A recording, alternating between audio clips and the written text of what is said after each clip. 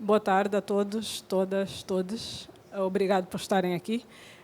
Nós vamos todos falar em português e eu vou fazer aqui uma pequena introdução.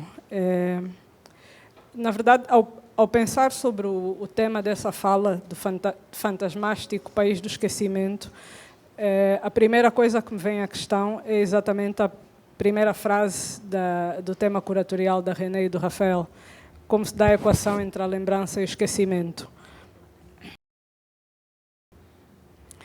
que tem sido uma indagação constante na prática artística, acredito que dos três artistas aqui e também minha e da prática contemporânea.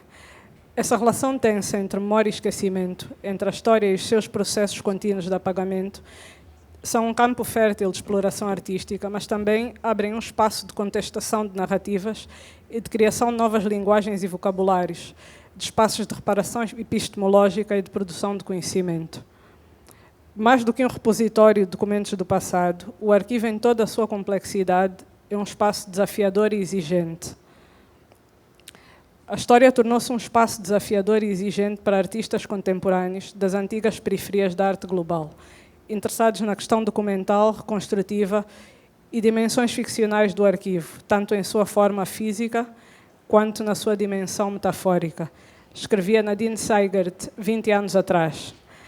Cada coleção histórica e infraestrutura de arquivo tem diferentes funções operacionais. Se, por um lado, o seu papel é coletar registros históricos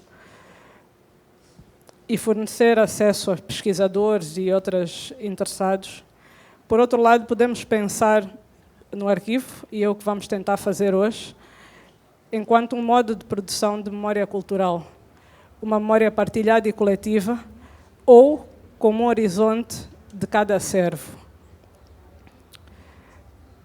A partir das apresentações e das falas dos três artistas, vamos pensar as dimensões culturais e físicas do arquivo enquanto um modo de coletar informação e das dialéticas entre objetos e público, estratégias cada vez mais específicas que advêm da arte, com o objetivo de construir um arquivo, de abordá-lo e, acima de tudo, parafraseando o escritor Eduardo Glissant, de sonhá-lo profeticamente. Ouvir em português. Ela quer ouvir em inglês. Então. É isso que você pergunta? O áudio vai sair em inglês. Okay.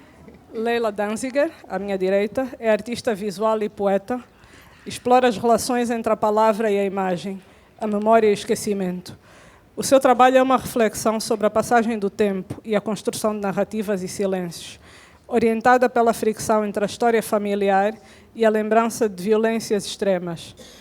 Leila lança um olhar humanista sobre os vestígios que resgata e que buscam especular o que haveria de futuros não realizados. O que desaparece, o que resiste, é uma instalação, que está lá embaixo, organizada dentro de uma banca de jornal. A lembrança de ambulantes e camelôs ronda a proposta. Na banca, Danziger apresenta uma série de diários públicos que vem realizando desde 2001, composta por cerca de 100 páginas de jornais apagadas, como um método extrativo que remove a primeira camada de papel sem rasgá-lo. As páginas são compreendidas como ruínas, as ruínas da informação e imagens de resistência em meio da dor. Eduardo Montelli cria formas de aproximar vivências cotidianas e diferentes dispositivos de registro. Os seus vídeos, fotografias, GIFs, performances e animações investigam as linguagens digitais e a cultura visual que é difundida por estes meios. A partir dos espaços que habita e do seu ambiente doméstico, produz imagens que confrontam a ficção e a realidade, a materialidade e a virtualidade, e inscrição em si. O seu interesse é pelas formas, como narrativas, memórias e arquivos, interceptam e interferem na construção da nossa percepção e como nos inscrevemos e nos vemos inscritos no mundo.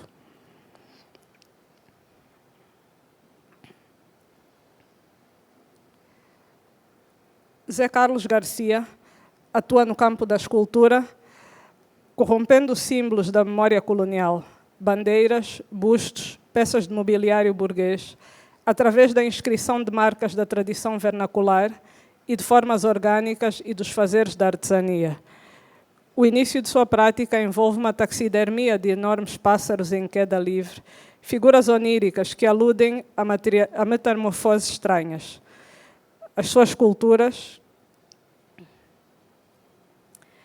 apresentam-se como entes insólidos, combinando elementos de diferentes espécies e, por vezes, mesclando plumas e referências do carnaval. As possibilidades de fabulação que atravessam a poética de Zé Carlos são infinitas e marcadas pela experiência de criação de carros alegóricos e carnavalescos. Passo a palavra agora a Leila para a sua preleção.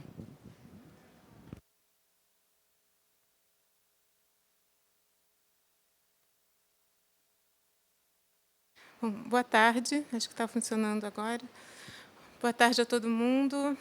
Começo agradecendo de uma forma nada protocolar a acolhida da curadoria, da produção e desse momento aqui agora. A apresentação da Paula, a gente está aqui junto, dias muito raros, sem dúvida nenhuma. Tenho certeza que está todo mundo se sentindo muito acolhido desde o início dessa produção toda. Vou falar um pouco, então, dessa banca de jornal, né, que é o projeto, o trabalho que está incluído na exposição. Eu coloquei imagens, enfim, que se relacionam ao projeto, vou deixar passando. A primeira versão dessa banca de jornal foi montada no campus da Universidade do Estado do Rio de Janeiro, onde eu sou professora há 16 anos agora. Era uma exposição que se chamava Campus Dessituado, alguma coisa assim, que os professores artistas eram convidados a escolher um lugar no campus para fazer uma intervenção. E havia uma banca de jornal que todo dia eu passava e via aquela banca muito maior do que essa, minha agora.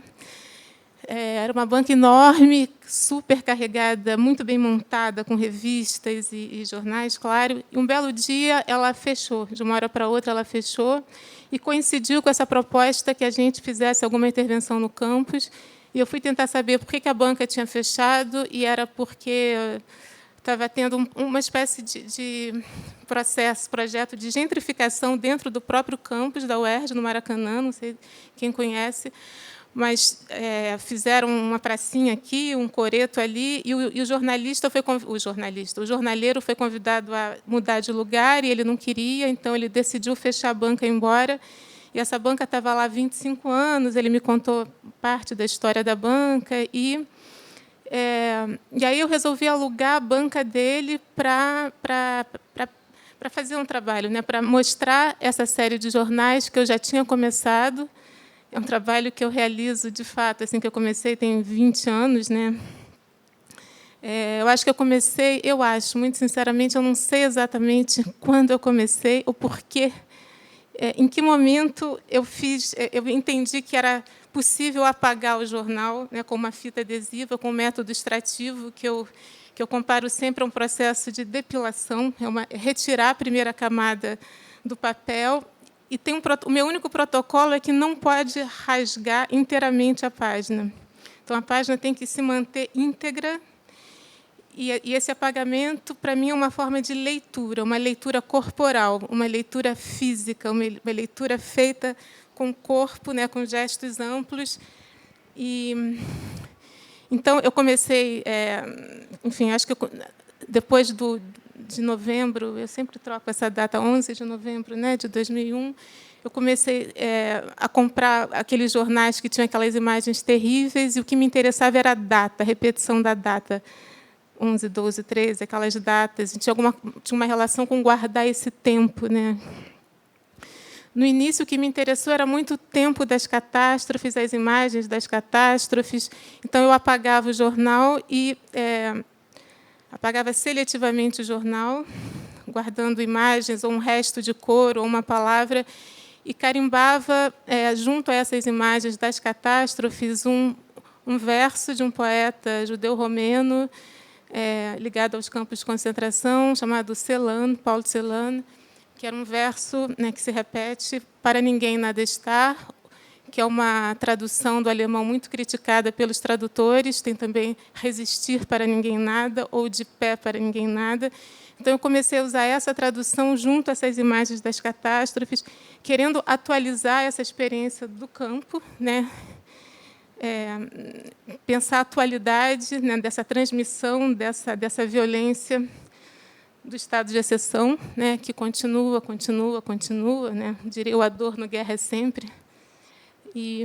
Então, no início, o que me interessava eram essas imagens das catástrofes, mas, aos poucos, outras séries foram surgindo. Uma outra frase, né, de um livro do Denilson Lopes, que é um professor da comunicação da UFRJ, um livro que se chama Nós, os Mortos. Tem uma frase que é: pensar em algo que será esquecido para sempre, que reúne imagens mais de alguma delicadeza que me espanta que tivesse no jornal. Então, pensar em algo. Então, tem outra série que pensa esse esquecimento total, né? Enfim, então, as séries são marcadas por versos, né, por poemas, muitas vezes, que substituem a palavra informativa, essa palavra que o Borges chama, Jorge Luiz Borges, né, ele define o jornal como museu de minúcias efêmeras, né, como se o jornal fosse... Ele detestava o jornal. Tem muitos contos onde ele falava que o jornal é uma escrita para o esquecimento. Então, a minha questão era lidar com essa massa de informação, né, lidar reflexivamente com essa massa de informação, retirar e imprimir, inscrever, carimbar uma palavra, uma escrita que tivesse mais duração, que oferecesse duração a essas imagens, a essas páginas, a esses textos. Então, voltando, então, a banca na UERJ, que foi a primeira experiência de ser jornaleira, digamos assim, tinha a ver com o campus da UERJ, tinha a ver com a arquitetura, tinha a ver com estar na rua ali, ouvindo as pessoas, né? Na verdade, as pessoas usavam a banca para pedir informação, eu diria que nada além disso. E era uma banca muito vazia, com jornais realmente muito mais apagados até do que esses que estão aqui. Então, era esse esvaziamento da informação, dizendo claramente: não tenho nada. Eu acho a informação fundamental, extremamente importante, que a gente tenha acesso à informação de qualidade. A questão é essa massa sem fim, né, esse rolamento sem fim das informações, como lidar ativamente com isso, criticamente com isso, né? É como construir um tempo mais durável com isso que nos é enviado o tempo todo, né? Tem uma figura também que está sempre presente para mim, um conto, de fato, do Borges, que é um conto chamado Funes, o Memorioso, em que o Borges conta a história de ele cria um personagem que se chama Funes, um jovem de 19 anos que cai do cavalo, fica paralítico, e, nesse mesmo momento que ele fica paralítico, ele descobre que ele adquiriu uma hipermemória, que ele lembra de tudo, com os mínimos detalhes. E essa hipermemória é uma patologia que está ligada à paralisia, então, isso o paralisa. Então, essa hipermemória é incompatível com a vida, né? O grande... enfim, é uma questão que aparece bastante no Borges também, né? Então, o que fazer com essa quantidade de informação? De que lado a gente está, né? Que narrativa a gente constrói? O que a gente faz com isso? Acho que a questão da memória enfim, que viés, né? A partir de que interesse a gente está construindo essas nossas histórias? Então, eu coloquei... Está passando rápido, né? Eu coloquei algumas imagens desse... Assim, tem a banca inicial, né? O que me interessava muito no início era a unidade da página. A grande dificuldade para mim, montando essa banca de jornal, é que a unidade da página se desfaz, né? Tem uma espécie de massa, de conjunto. O que me interessava sempre muito é pensar essa unidade da página como uma espécie de estrutura que se propaga, né? Que a gente vive com ela, com a página, uma estrutura de inteligibilidade com a qual a gente vive continuamente. Não sei, a questão do tempo, você marca para mim, por favor. Mas eu vejo a banca como uma escrita, na verdade, né? Um grande texto, é um grande texto meu e que não é meu, constituído por textos da mídia, com textos de poetas. Para essa banca, especificamente, eu decidi, né, trabalhar com um poema do Vali Salomão, que é um poema que eu acho que me interessou por ser muito, muito aberto. Ele fala: vem vindo um vento sem pé nem cabeça, que nem antena de louva-a-Deus detecta. Vem vindo um vento. E eu gostei muito dessa indeterminação do vento, né? Esse vento pode ser um vento do bem, um vento terrível. Então, eu resolvi trabalhar também com esse poema do Vali Salomão, que ele se inscreve em algumas páginas, dialogando com outro poema que eu nem sabia que ele era próximo. Vendo aqui os arquivos, eu descobri que ele realmente tinha uma relação com Paulo Leminski. E também tem um outro poema do Leminski que enfim, eu acabo sabendo de cor, porque eu fico repetindo esses poemas na minha cabeça, como se fosse uma música que me anima, né? Que anima as conversas, anima o trabalho. O poema do Leminski que fala do apagamento, que é: apagar-me, diluir-me, desmanchar-me, até que depois de mim, de nós, de tudo, não reste mais que o charme. Eu acho também um texto que fala dessa atitude, enfim, né, de apagar e inscrever alguma outra, para que um outro texto surja. Ainda tem um verso, uma frase do Godard que eu poderia usar como epígrafe em tudo, que é: somente a mão que apaga pode escrever, né? Então, a possibilidade de uma escrita é lidar com a autoridade, né, de algum texto anterior. Então, basicamente, essa banca é um grande texto do mundo, texto de poetas. E tem também uma frase que acabou sendo uma frase minha, que eu não sei também exatamente quando surgiu, que é uma dedicatória para alguém que nasce hoje. Que, em algum momento, eu acho que tinha a ver... Eu queria fazer um trabalho para o meu filho, um trabalho para o futuro, para uma outra transmissão, né, para as outras gerações. E acabou surgindo essa frase de um tempo que está sempre sendo adiado, né? Assim, fazendo uma breve digressão, nessas últimas semanas eu me dei conta que, quando eu era criança, eu acreditava que eu fosse ver em vida a paz e a justiça no mundo. Não sei, eu acho que todo mundo acreditava nisso. Eu tenho a impressão que todo mundo acreditava nisso. Que, quando eu morrer, o mundo vai estar... Enfim, haverá uma redenção. E eu me lembro do dia que eu era adolescente, eu deixei de acreditar nisso. Eu lembro exatamente, eu estava num ônibus e caiu assim a ficha: não, eu não vou ver isso, eu não vou ver a felicidade do mundo. Então, esse tempo sempre adiado, né, esse tempo de um mundo um pouquinho mais amigável, sempre adiado, acho que está inscrito, é o que se inscreve nessa frase, né, para alguém que nasce hoje, um tempo a vir, um tempo a vir. E eu acho que essa banca daqui de baixo, ela não é tão catastrófica quanto o que me levou a apagar os jornais no início. Eu acho que eu não procuro mais só as catástrofes. Eu acho que tem alguma coisa enfim, que é essa dedicatória para alguém que nasce hoje, né? Então, tem o que eu gostaria que o futuro recebesse, né? Poetas, artistas, jogadores de futebol, enfim, figuras maravilhosas como Zé Celso, né, que apareceu tanto no jornal nos últimos tempos, mas também, assim, para alguém que nasce hoje, também é o incêndio do Museu Nacional, né, porque, afinal de contas, está lá também. E tenho também jornais, acabou que eu acabei colocando nessa banca jornais de antes de eu nascer, que eram do meu pai, que era um grande colecionador de jornal, um arquivista selvagem, que guardava tudo, que tem jornais da renúncia do Jânio Quadros, em 61, onde as páginas vinham em branco, elas já vinham censuradas, então não precisava nem apagar.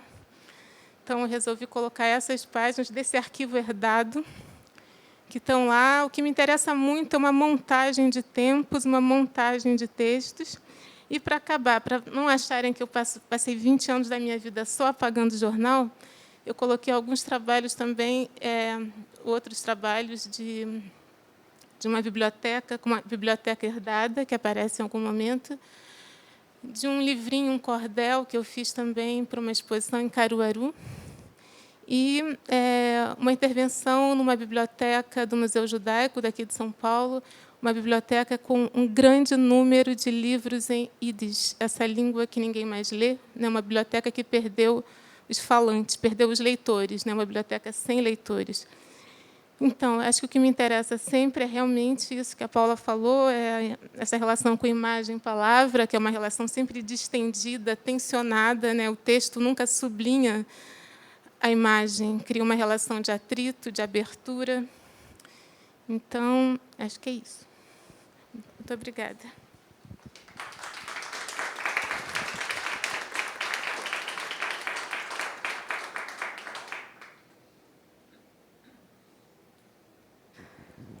Eu queria fazer uma pergunta já sobre a questão das catástrofes, mas acho que ia pedir ao Eduardo para apresentar primeiro, porque é algo que tivemos a falar há pouco tempo, né?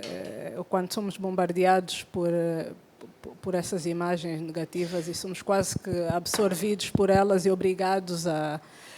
E eu achei esse exercício do jornal super interessante, porque ao estender, ao contradizer a efemeridade do jornal, ao mesmo tempo você está a apagar determinadas coisas e deixar-nos focar em frases que a mim remetem muito para essa construção poética de um futuro muito mais ameno, por assim dizer.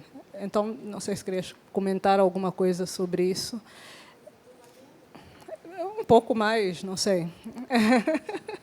Espera aí, eu relaxei depois que eu falei, eu acho que eu não consegui... Você quer... A pergunta é sobre um futuro ameno? Não. Não, a pergunta é sobre esse processo de apagamento e, ao mesmo tempo, deixar essas frases poéticas inscritas no jornal. É quase como uma contradição entre essas imagens chocantes, catastróficas, que muitas vezes vêm no jornal, mas, ao mesmo tempo, o que a banca, a mim, me remete é criar esse tempo que dura, de que tu falaste, e com frases que nos remetem a outras construções, né? Pensar o arquivo ou a banca como um arquivo quase que profético. É nesse sentido que eu estou um pouco a falar de um futuro mais ameno. Eu espero que seja, né? Eu espero que... Enfim, não sei, também nessas divagações, o que me ocorre é que, atualmente, eu tenho pensado muito nos gestos que tiram o sofrimento do mundo e nos gestos que aumentam o sofrimento do mundo. Eu acho que a arte é sempre um gesto, uma prática que retira o sofrimento, que ao elaborar, né, a vida, que tenta dar um sentido, ela contribui para tirar o sofrimento do mundo. Falando de uma forma assim, parece meio utópica ou, sei lá, messiânica. Mas eu acredito muito nisso. Acho que todos os gestos artísticos, as operações artísticas, produzem isso, tentam produzir sentido. E, nisso, ao produzir sentido, eu acho que a arte é o que trabalha para o mundo com sentido. Para mim, a questão é porque eu acho que nada faz sentido. A gente vive assim, nada faz sentido, né? Então, o que produz sentido, conexões, né? Então, eu acho que sim. Eu acho que essa exposição a gente ajuda a construir esses sentidos, um mundo mais ameno que faz isso, que oferece conexões, ligações, né? Eu acho que para mim é isso, construir nexos.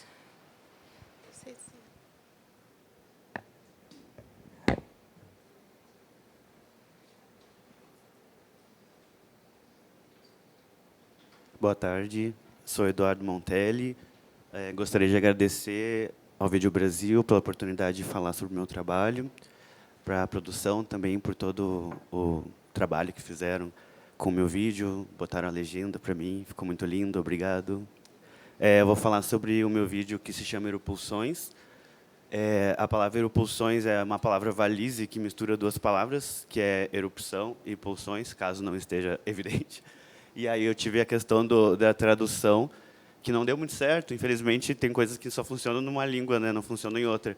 Eu até estou curioso para saber como vai ser em Libras. Erupulsões, é possível traduzir? Como é que é? Pulsões e erupção junto. Ah, legal. Enfim, como é que é vulcão em Libras? Ah, legal. É interessante, né? Eu gosto muito dessa questão das línguas diferentes, como a gente fica tentando traduzir. Enfim, eu pensei em contar um pouco sobre o processo de como eu cheguei nesse trabalho no formato atual dele. Eu não sei se ele terminou ou não. É um processo que, na verdade, eu percebi que ele já tem mais de 10 anos fermentando na minha cabeça. Eu funciono... Tu falou que não tem sentido as coisas, né? Eu vejo sentido em tudo, assim, sabe? Eu sou uma pessoa meio que fica associando as coisas, assim. E esse trabalho mostra muito isso, eu acho. Eu que passo. Esse trabalho, na verdade, surge de um projeto, de uma ideia que eu tive na época da graduação, em 2012, quando eu estava fazendo graduação de artes na URGS, na Federal do Rio Grande do Sul.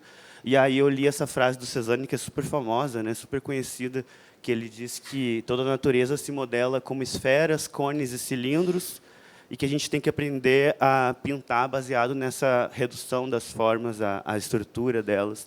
E aí, quando eu li essa frase, eu fiquei viajando muito assim, sobre isso. E tive essa ideia de fazer um vulcão que é um cone. E aí eu queria fazer uma escultura, como se fosse assim aqueles vulcões que a gente vê em feiras de ciência, mais em filmes, eu acho, mas às vezes a gente vê na vida real. No meu colégio, uma vez eu vi. E aí eu queria fazer como se fossem esses vulcõezinhos de feira de ciências, com uma mesinha escolar. Essa mesinha escolar, ela é mais do Brasil, talvez? Não sei. Talvez. Acho que sim. É uma mesa escolar muito usada no Brasil. Talvez antigamente, eu não sei como é atualmente, na minha época ela era muito usada. São essas mesinhas com essa cor verde. E aí eu queria fazer esse cone branquinho, minimalista, só com uma gotinha escorrendo, assim, sabe? Como se fosse uma pintura.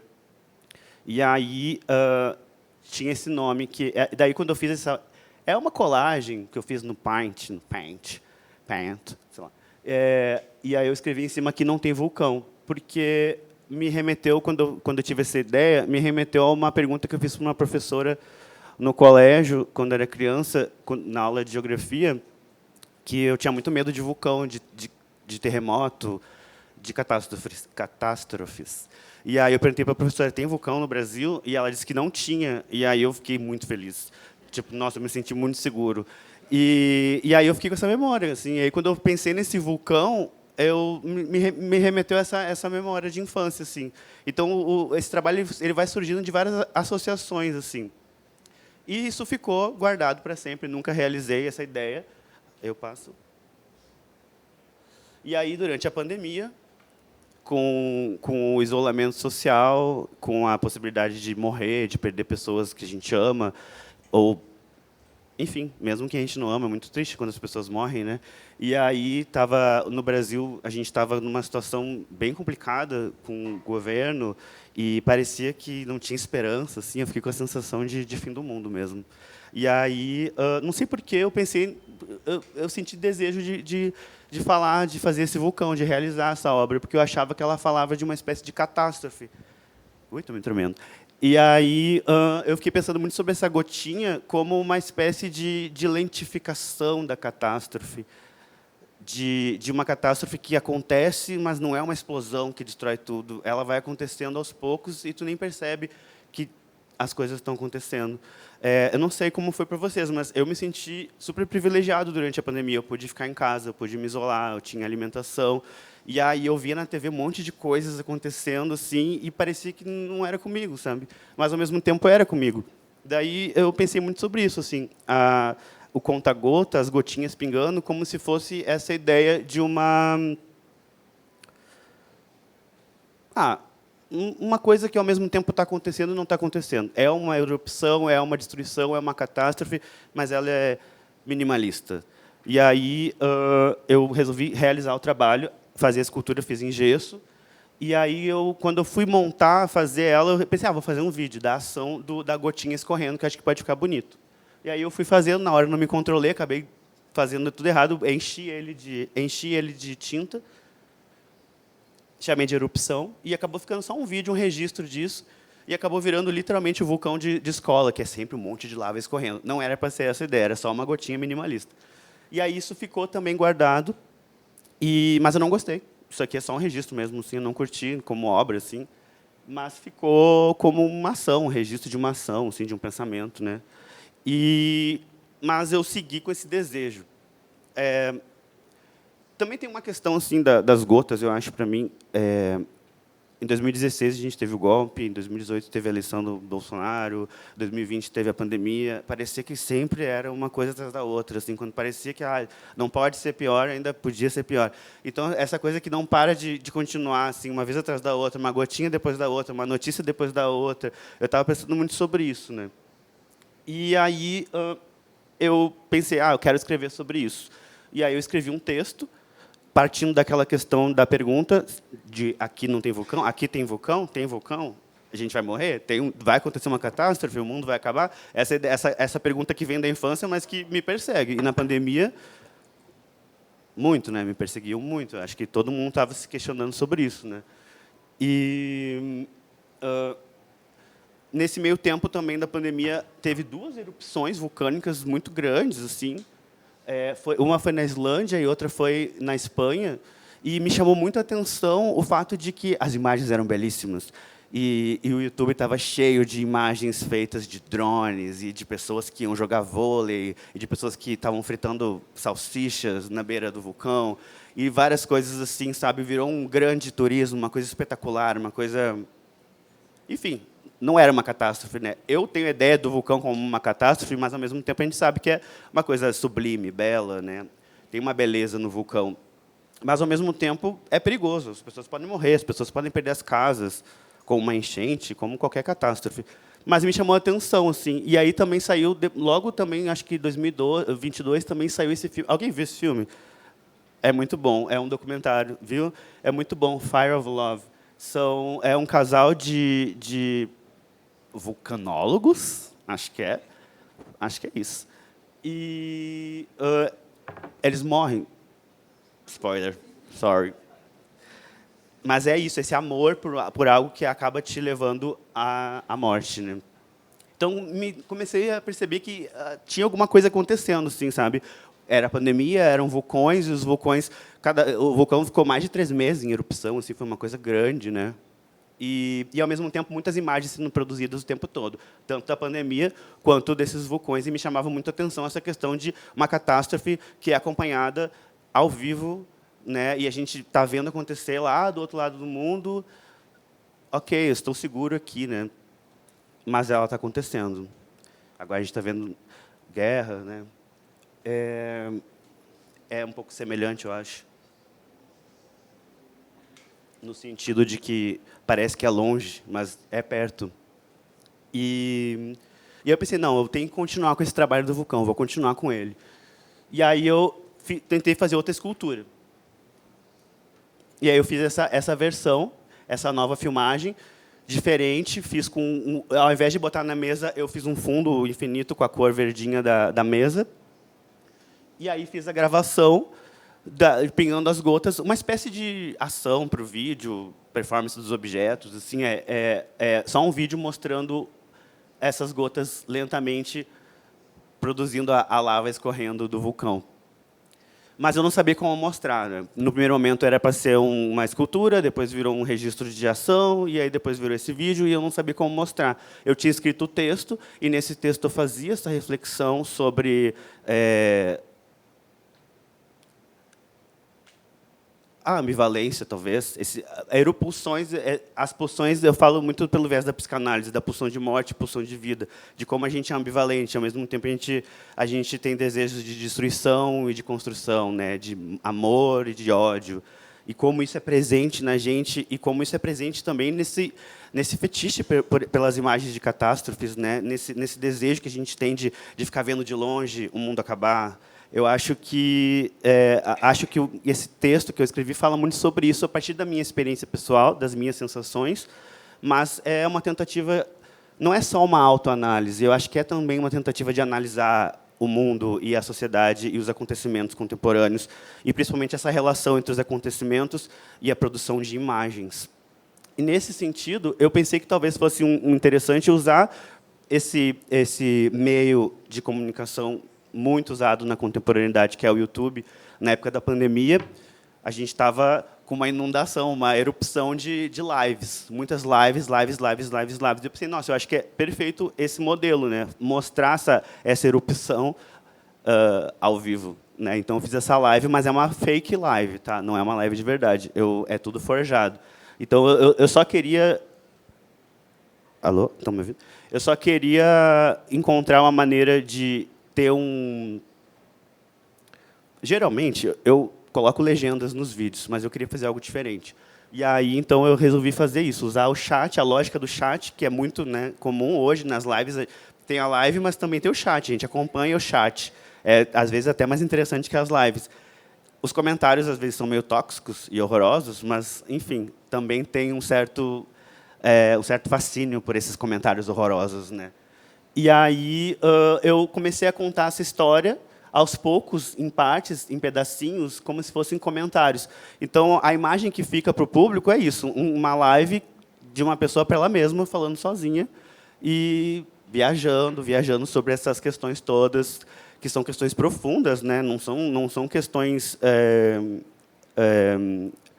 simples, assim, mistura histórias de vida, mas também eu falo de acontecimentos, de coisas que, por exemplo, quando os Mamonas Assassinas morreram nos anos 90, que para mim foi um grande acontecimento, assim, que tinha isso de acompanhar, né, a catástrofe, a morte deles, e aí as fotos vazaram. Marília Mendonça aconteceu isso também. As fotos vazaram e as pessoas queriam ver as fotos deles mortos. Então esse desejo que tem, e isso sempre me assustou, sempre tive muito medo disso, eu achava assustador mesmo. E os meus amigos, os meus colegas gostavam de ver isso. Então, era uma espécie de, nossa, tem alguma coisa estranha. Eu acho que eu não... Acho que eu estou errado. Eu me senti errado por não gostar de ver fotos de pessoas mortas. E aí, hoje, eu percebo que eu não estava errado. Né? Mas, enfim. E aí, eu vou falando sobre isso nesse texto, nesse chat. E...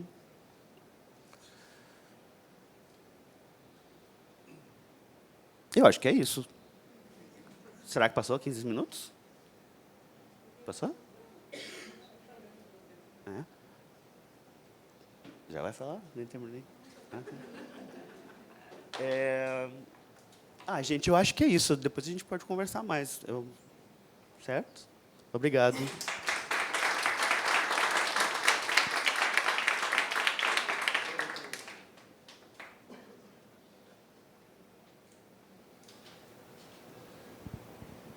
Olá a todos. Obrigado à produção do Vídeo Brasil, né? Aos colegas que estão aqui hoje. Está funcionando? Ok. É uma grande alegria estar aqui hoje, né? Vamos ver se eu consigo realmente falar e ser entendido sobre o meu trabalho. Né? Agradecer aqui a presença também do Eduardo, da Leila e da Paula. Vamos lá. Eu sou escultor, né? Trabalho há muitos anos. Desde que me entendo por gente, eu já tinha habilidade manual para poder estar ali manipulando a matéria, né, de alguma forma, seja argila, a pedra, a madeira, para transformar em objetos. Mas muito sem saber o que fazer com aquilo, né, e o que eu estava fazendo, né, até começar realmente a pesquisar, né, estudar arte, né. Eu fiz a Universidade Federal no Rio e também fiz escolas de arte, mas foi no Carnaval carioca, né, onde trabalhei durante 16 anos, que eu consegui, trabalhei como escultor de carnaval, que eu consegui entender, né, o que eu realmente estava buscando, o que eu queria com aquela pesquisa que eu fazia, né, com que eu olhava, o que me atraía e que transformava em algumas peças, mas tudo muito desconexo ainda. Então, eu comecei a me entender como um arqueólogo de paisagens, né, dessas paisagens que estão desaparecendo ou que já desapareceram, e principalmente uma paisagem nordestina, do sertão do Nordeste, né? Eu tenho um fascínio muito grande pela escultura da beira do São Francisco, na região do Nordeste, né? Eu sou sergipano, né? Moro no Rio hoje, já tem muito tempo que eu moro no Rio, mas a minha família toda continua no Nordeste, né? Tenho aqui só o meu pai, né? E ele casou novamente, então uma irmã também. Então essa minha busca por aquela paisagem, né? E como chegar, e como trabalhar aquilo, porque assim, a minha vontade era poder de repente pintar uma paisagem, mas não era como é que eu vou reproduzir aquilo, como que eu vou chegar e tentar buscar, fazer essa escavação assim para buscar na memória também de quem está lá, sabe, que é uma coisa que vai passando através da oralidade, muita coisa vai se perdendo, né? Não existe isso arquivado, mas sim conversando com os mais velhos ou você vendo algumas vestígios disso, né? Então, essas escavações, assim, procurar, sabe, ver como que são aquelas casas no sertão do Nordeste, aquela textura, aquele calor que tem naquele lugar, o brilho do sol, os cactos, quando vão dar flor, a mudança que tem ali daquela paisagem, quando cai uma chuva e, de repente, vira tudo um veludo verde, ou como passa, às vezes, um ano inteiro, tudo seco, com um único tom, né? Então, eu comecei a fazer essas peças que tem parte delas assim tem um pouco mais mais elaborado, mais trabalhado, outras têm o corte seco ali do machado. Eu trabalho muito com machado, né? O machadinho, eu chego muito próximo já da forma, do jeito que vocês estão vendo aqui, com o machado. Depois vai para o lixa, se for o caso, facas e goivas, né? Então, pegando essas texturas, pegando essa atmosfera dessas paisagens que eu vou fazendo essa arqueologia, né? Eu vou juntando todas essas sensações em uma única peça, assim, como se eu estivesse armando uma bomba, como eu considero, que eu vou concentrando todos esses sentimentos, né? Essas sensações, né? Que eu encontro nesses lugares e concentrar em uma única peça, que quando eu acho assim, que não sei se dá para perceber totalmente, mas você chega ali, você reconhece de alguma forma que aquilo está vindo de algum lugar, cada objeto, vocês não sabem se aquilo tem alguma coisa de um santo, se aquilo vem um pouco de uma carranca, se aquilo é a mistura dessa paisagem nordestina, como tem a cabra, tem um bode que está na exposição, né? Mas é essa bomba que, quando você consegue entender aquilo, né, que explode essa paisagem mesmo na sua cabeça.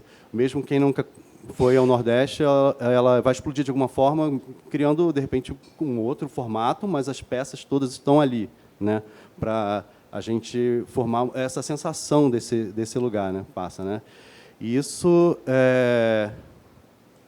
para mim, foi um tempo que eu levei com isso, porque no Carnaval eu aprendi armar essas bombas, na verdade. Porque você faz um carro alegórico, ele passa só 15 minutos na frente das pessoas, né? Cada carro alegórico. Então, a escola toda tem que passar ali em 1 hora e pouco, o carro alegórico passa durante 15 minutos. E aquilo tem que ser realmente essa bomba, que chegue e passe tudo que é necessário passar naqueles 15 minutos. Então, isso me fascinou muito, né? Foi uma grande escola, né? Trabalhar nessa escola de samba, né? E entender, assim, estar ali o tempo estudando arte, acumulando todos esses conhecimentos que foram fundamentais, né? Para depois eu conseguir unir tudo. Mas essa prática ali dentro do Carnaval foi fundamental, né? Eu tive também a sorte de, logo de cara, primeiro Carnaval, que eu fui trabalhar, né? Eu estava na Escola de Belas Artes já, então precisava fazer uma grana para comprar livro, para ir para a faculdade, enfim. E me falaram da escola de samba, eu fui procurar e, de cara, eu peguei um Carnaval que foi um presente, que eu fui fazer uma escultura de uma arara e outros bichos, né? E o carnavalesco era o Joãozinho 30, que era simplesmente assim, o melhor, e hoje continua sendo assim, o grande carnavalesco, assim, vai ser difícil chegar um outro substituir o Joãozinho, né? Ele deixou uma obra genial, né? Então ele sentou do meu lado quando eu estava fazendo a peça. E para mim foi assustador, porque eu fiquei muito nervoso, né? Não sabia o que eu vou falar, o que ele vai falar. E ele virou e falou assim: essa peça sua está horrível. É a pior coisa que eu já vi, você não entendeu nada. E eu assim, meu Deus do céu, o que eu vou fazer? Ele falou assim, continua fazendo, vamos ver onde vai dar. E ficou ali um tempo, já estava na hora, assim, que eu tinha que ir embora, louco para sair, né? E ele do meu lado ali, sentadinho, ele tinha tido um derrame há pouco tempo, inclusive, ele já mancava, a mão estava paralisada, mas ia lá, ainda rodava todo o barracão da escola de samba procurando isso. E aí ele chegou, uma hora falou assim, você não está entendendo, eu preciso que as pessoas, quando olharem para esse carro, que você está fazendo essas peças, se percebam dentro de um sonho. Então, você precisa conhecer um artista que vai ser fundamental para você fazer essas esculturas, né? E aí pediu para o assistente dele trazer o catálogo, né? E quando chegou para mim, era o catálogo de pinturas do Bosch. E aí eu falei, nossa, que fantástico, né? Assim, não esperava que ia chegar isso. Eu estava ali dentro do carnaval, eu não tinha eu não tinha uma ligação com o carnaval até ir trabalhar com o carnaval. Assim, eu fui por conta do dinheiro e eu tinha uma facilidade. Eu conseguia fazer muito rapidamente qualquer peça, né? E me davam ali aquela imagem, né? Então eu usava essa habilidade para poder fazer isso, né? E nessa época, inclusive, eu comecei a ter um ateliê, né? Montei um ateliê no Rio, porque eu estava ganhando dinheiro do carnaval. Então, eu contratei também assistentes para poder, enquanto eu estava no carnaval, conseguir começar a fazer algumas esculturas para mim, né? E eu chegava só à noite para falar como que tinha que ser, o que tinha que colar de plumas. As plumas entram também no meu trabalho por conta do carnaval, né? E a família, assim, vendo aquele movimento todo, eu enlouquecido com a questão da faculdade, o carnaval, montando um ateliê. Meu pai não entendendo nada, falava assim, por que você faz coisas tão bonitas no carnaval e quando você vai fazer suas peças são tão horrorosas, né? Sempre aquela história, né? Hoje em dia ele gosta, enfim. E outra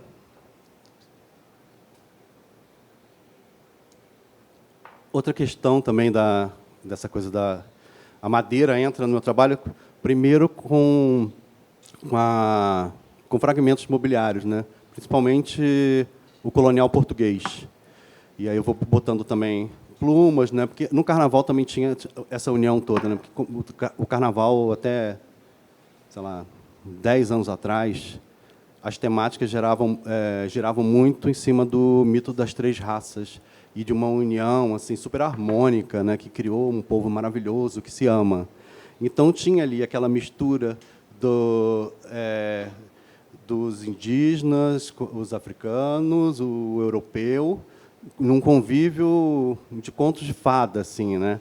Então misturavam o barroco, né? Tinha as máscaras africanas, a arte plumária, isso tudo era muito misturado, né? E quando eu começo a encontrar esses fragmentos do mobiliário colonial português, porque meu ateliê ele ficava ali perto de uma região de muitos antiquários na Lapa, né? E às vezes jogavam fora pedaços quebrados, então eu comecei a pegar esses pedaços, depois começaram a me dar, né? Que descobriram que eu gostava e depois fui comprando alguns, né? Então eu comecei a montar alguns trabalhos, que marca muito essa união mesmo, né? Como essa inspiração da escola de samba é um trabalho que é o Luto Tropical, que é um painel, não sei se, acho que já passou aí, que são esses fragmentos, onde tem ali parece que são várias mortes ali, de tudo, né?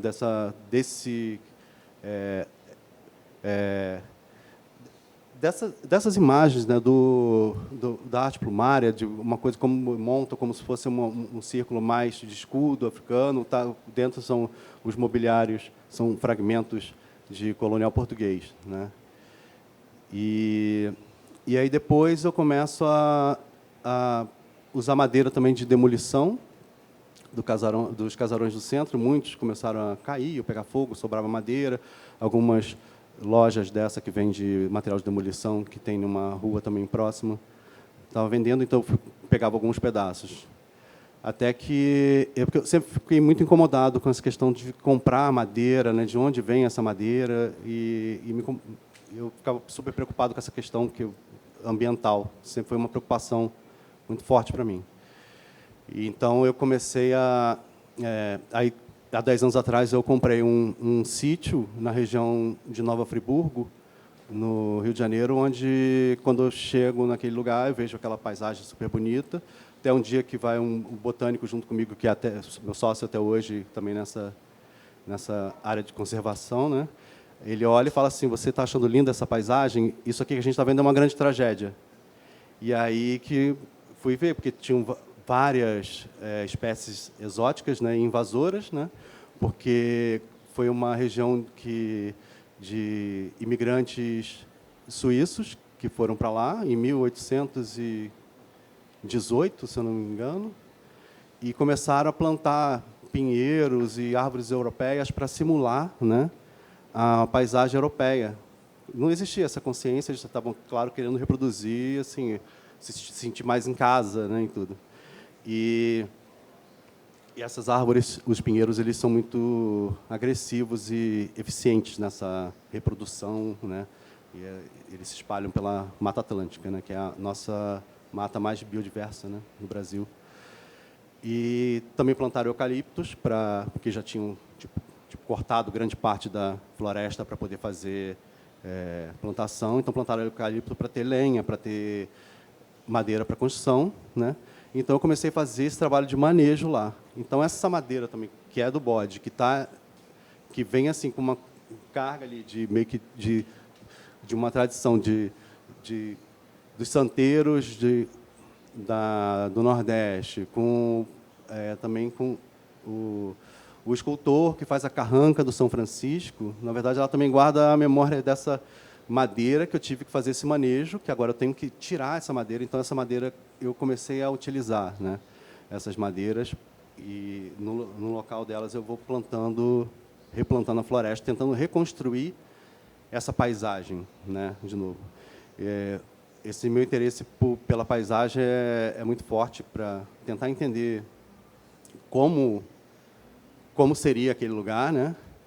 E também isso faz a gente entender como a gente chegou até aqui. Se a gente faz essa reconstrução, ou vai escavando, né, a gente consegue entender melhor para onde ir também, né? Poucas coisas sobram quando tem essas devastações dessas áreas, né?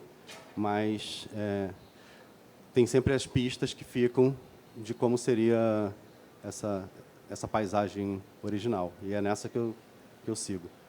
Tanto da floresta, né, mas como uma missão aí ambiental, né, que eu tenho, quanto desse resgate dessa cultura escultórica brasileira, principalmente da Margem de São Francisco. Eu acho que é isso.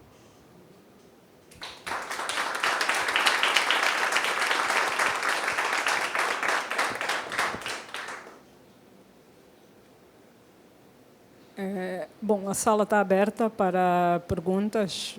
A ideia é ter uma conversa interativa, então, quem quiser fazer alguma pergunta, esteja à vontade.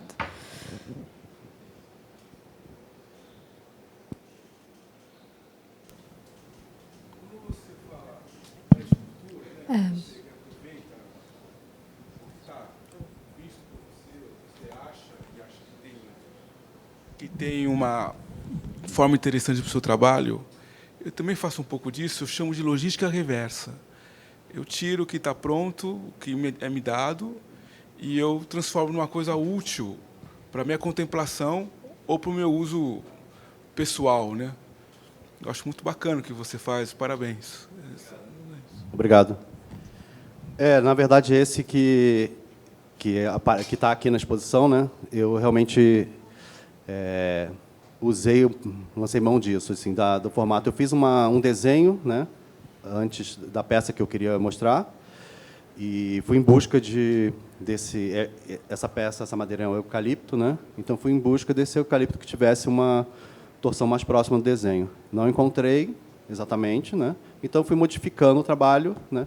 Mas essa parte de vamos deixar exatamente esse pedaço, tipo quase que a natureza dá tudo que eu preciso, uma coisa que é meio até ingênua e tudo, mas eu resolvi lançar mão disso, né? E mesmo com a sensação que eu tenho sempre de quando eu uso esse tipo de artifício, o caminho, eu falo assim, dessa vez eu destruo a minha carreira, né? Dessa vez vão falar, não, esse cara agora ficou louco, isso é uma grande besteira. Mas é isso. Obrigada a todo mundo pela mesa, parabéns pelos trabalhos. Essa é uma pergunta também mais pontual para o Zé Carlos. Você falou bastante sobre a origem da madeira, foi bem interessante essa parte, mas eu queria saber dos outros trabalhos que você usa plumas e penas também, se você podia falar um pouquinho sobre a origem desses materiais. Obrigada. Então, o carnaval, né, ele precisa ser alimentado também com plumas, com penas, né? Então, tem umas fazendas na África do Sul, principalmente, que fazem a produção dessas penas. Então, são fazendas que têm umas áreas grandes, porque as aves precisam de espaço para desenvolver as penas mais bonitas, para atrair... Ela tem essa vontade de acasalamento, então tem que ter simular essa ambiência, né? Para ter a época da colheita da pena, que é uma vez por ano que eles fazem a muda, né? E tem penas ali que eu acredito que são penas que eles usam de animal de abate também, com certeza, porque tem penas de todos os tipos, mas são de lojas específicas de carnaval. Eu já usei também penas lá na região de Friburgo também, tem muita gente que vive ali da terra, tem sua criação de galinha no quintal, sabe, pato e tudo, e que eu já falei, quando você for comer uma galinha, um pato, você pode guardar umas penas para mim? Aí eu já faço, um aproveitamento total assim daquele bicho, né, que já está morrendo para alimentar também alguém. Mas é isso.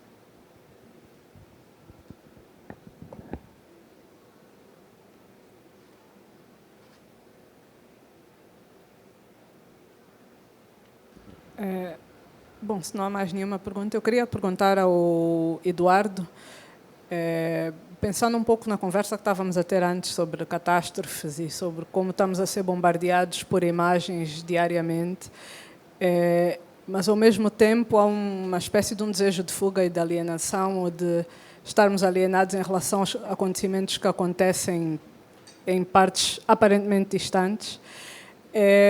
Então, queria um comentário teu um pouco sobre essa mídia do YouTube, que, por um lado, é esse desejo de comunicação, mas, por outro, tu crias uma encenação de uma live, né? Falar sozinho, praticamente, que é quase como um lugar de refúgio. Então, queria algum comentário um pouco sobre isso, sobre esse uso dessa mídia. E também sobre o uso dessa mídia um pouco enquanto esse lugar de arquivo dessas conversas e dessas compulsões individuais e coletivas. Primeiro, eu acho que, não sei, os chats, eu fico sempre em dúvida o quanto as pessoas não estão falando sozinhas, né? Tanto nos comentários quanto nos chats. Porque... não sei, assim, não acho que realmente rola um diálogo ali entre as pessoas dos chats. Parece que está todo mundo só querendo colocar para fora a sua opinião, o seu ódio, né, a sua visão sobre a questão que está ali em jogo. Muito hate, né, muito ódio. Assim, às vezes as pessoas nem estão vendo o jeito que está sendo dito naquele vídeo e estão ali, estão falando, estão xingando, estão comentando coisas. Então, de certa forma, parece que está todo mundo um pouco falando sozinho ali, né, nessas redes sociais, falando consigo mesmo, para si mesmo, se afirmando para si mesmo. E eu acho que eu jogo um pouco com isso ali, né?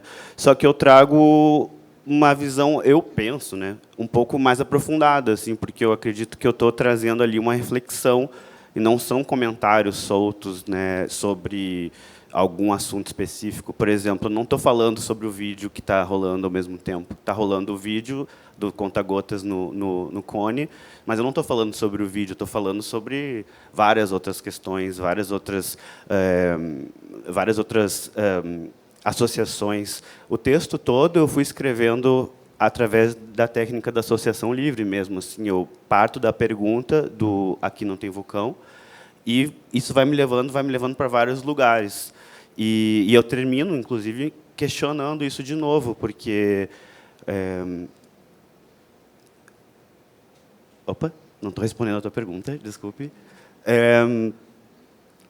Eu acho que o uso do YouTube é importante porque o YouTube realmente se tornou atualmente, talvez, não sei, no Brasil, pelo menos, né, a maior rede de comunicação. Eu acho que a grande maioria dos vídeos, dos filmes, dos podcasts, a gente vê por lá, assim, e as notícias a gente acompanha por lá, e realmente é um grande arquivo. Hoje em dia, a gente consegue acessar vídeos já de 10 anos atrás.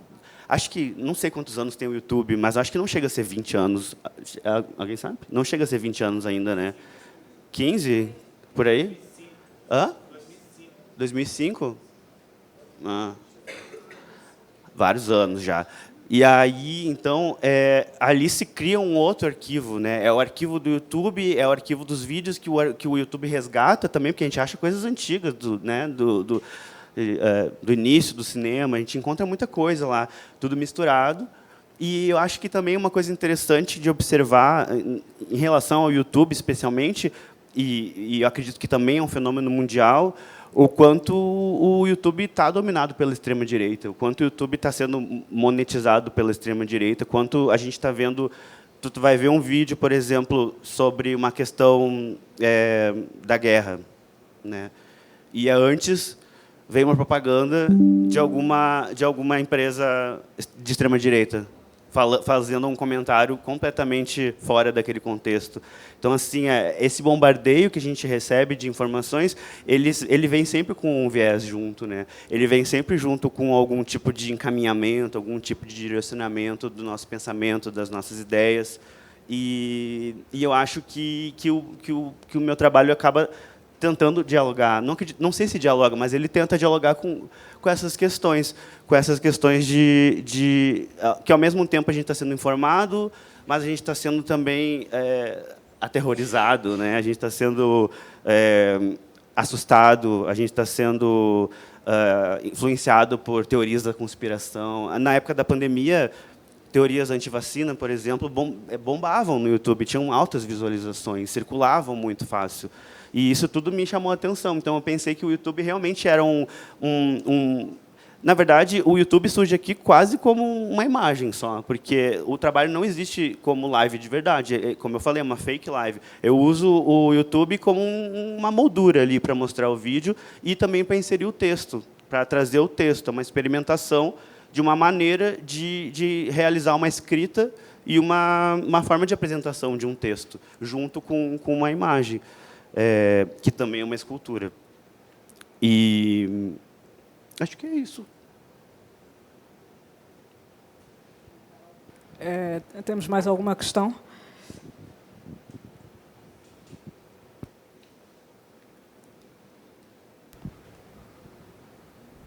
Oi, gente, boa tarde. Muito obrigado. Foi uma mesa incrível. Perguntas e comentários. Genial, Eduardo, esse comentário que você fez aí da coisa do YouTube. Quando eu vi o seu trabalho, eu achei genial, porque é uma super crítica a esse blá blá blá digital que está aí, né? Que de uma certa forma faz com que a gente perceba a gotinha da catástrofe que está pingando ali o tempo inteiro, né? E também essa conversa de nada, né? Que vai para um lado e para o outro. Muito legal. E bacana isso que você disse também da livre associação. É incrível pensar como é que aquilo vai... Na época da pandemia, a gente ficava brincando que era live demais, né? E chegou uma hora que ninguém mais aguentava. E a gente começou a fazer umas lives de nada. Eu fiz umas assim das plantas do meu jardim, na minha casa. Então, ligava o celular e colocava lá e transmitia. E aparecia gente, né? Tipo, na expectativa de esperar alguma coisa para sacanear essa pulsão. E aí eu acho que é um traço muito interessante no seu trabalho, porque tem uma pulsão no sentido forte, quase lacaniano mesmo, né? Essa coisa compulsiva assim de internet, né? O Zé Carlos usa essa palavra, nossa, é incrível e absolutamente genial, que é arqueologia de paisagem. É uma contradição absolutamente produtiva imaginar que vai cavar para poder ver a paisagem, né? Sendo que a paisagem é algo que se dá a ver de forma contemplativa, pelo menos de um modo geral. Incrível imaginar que na escavação a gente vai conseguir ver o horizonte da paisagem, super bonito, e que realmente tem tudo a ver com o seu trabalho, né? Isso é muito legal. Bom, e para a Leila é uma pergunta mesmo, né? Assim, para a gente continuar o diálogo, primeira, né? E segunda bom, você sabe que o trabalho, eu gosto muito do seu trabalho, especialmente lá do Cadernos do Povo Brasileiro, né? Tanto da instalação quanto do livro, o desdobramento de um para o outro. E no Cadernos do Povo Brasileiro, você genialmente e de forma muito política, você cobre as imagens, né? E aqui, ao contrário, você deixa as imagens. Então, eu queria te perguntar como é que você se relaciona com essas imagens que, em alguns momentos, você as coloca para a gente, e, em alguns outros momentos, você nos priva a visão. Muito obrigado. Oi. Uau, Cadernos do Povo Brasileiro é um trabalho que eu fiz com enfim, sobre a ditadura, né? Com as fotos que estão no relatório da Comissão da Verdade, os desaparecidos e os livros censurados. A questão é que essas fotos que estão no relatório da Comissão da Verdade, que todo mundo já viu, todo mundo conhece, eu acho que eu me perguntei muito por que eu cobri, né? Eu acho porque elas são muito. Eu acho que a gente reconhece quem é, mesmo elas estando cobertas, porque são fotos que foram muito usadas, muito repetidas. E, na verdade, eu acabei achando que o que eu estava querendo fazer era uma espécie de. Era uma cobertura protetora, sabe? Uma coisa cuidadora. É um encobrimento, porque eu acho que elas são expostas demais, eu acho que tem uma violência nessa exposição, elas nascem de um contexto privado, são imagens que são transferidas assim de fotos de família para esse contexto político. Eu acho que tem uma violência muito grande nesse transporte, nessa transferência. Então, de alguma forma, era esse encobrimento como um velamento protetor. É isso que me ocorre, mas é uma excelente pergunta. Eu posso realmente ficar pensando, mas em nenhum momento, assim, são raros os momentos que eu deixo imagens de grande violência, por exemplo. Isso eu acho insuportável. Que eu me lembro sempre da Susan Sontag contando que, quando ela tinha 12 anos, ela viu as imagens de Bergen-Belsen, né, do campo de concentração, e que ela chorou, e ela diz que ela ainda chora, né, que aquilo foi um trauma irreversível, ver essas imagens dos mortos, né, do aviltamento da morte. Então, assim, eu acho que as imagens, acho que tem que ter um cuidado, de fato, né? Eu cobri porque eu acho que, mesmo cobrindo, elas já estão visíveis, e elas são cobertas com páginas, né, com as páginas dos livros censurados, onde há um texto que se inscreve, né, sobre esses rostos, meio como uma lápide, né, essas coisas. Mas assim, era uma coisa que eu tinha que fazer, e atualmente também, assim, eu respeito muito até sei lá, não sei exatamente, sabe, por que eu fiz, né? Não tenho um controle disso. Assim, tinha que ser assim, para mim tinha que ser assim. Tem uma coisa meio, sei lá, é assim, mas não sei se